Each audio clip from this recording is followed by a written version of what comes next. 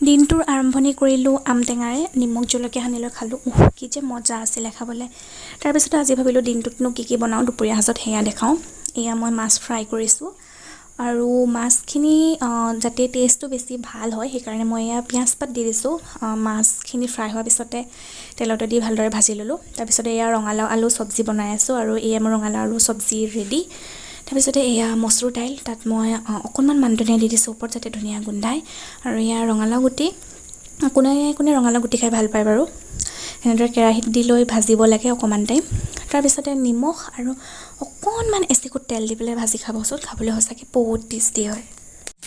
ৰঙালাও গুটিৰ পৰা চাটনিও বনাই খাব পাৰি বুলি কোনে জানে বাৰু। এয়া ৰঙালাও গুটি ভাজি লোৱা, তাত মই জলকীয়া, নিমখ, নহৰু আদা দি খুন্দি ল'লোঁ। তাৰপিছতে মান ধনিয়া দিলোঁ আৰু তাৰ পৰা এয়া মোৰ ৰঙালাও গুটিৰ চাটনি ৰেডি। এবাৰ নিশ্চয় ট্ৰাই কৰি চাব।